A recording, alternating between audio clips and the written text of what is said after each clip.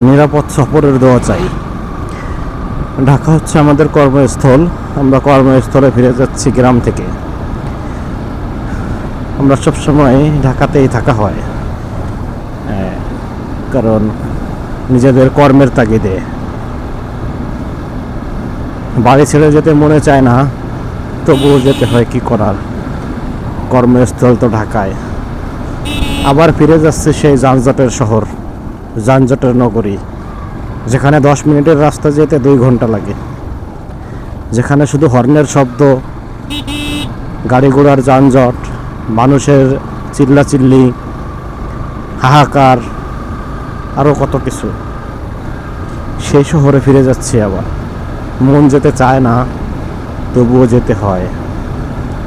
কবে যে একবারে গ্রামে সেটেল হতে পারবো জানি না, আল্লাহ ভালো জানে। তবে মনের ইচ্ছা, খুব দ্রুত এই গ্রামে সেটেল হব। শহরে থাকলে আর মনে চায় না।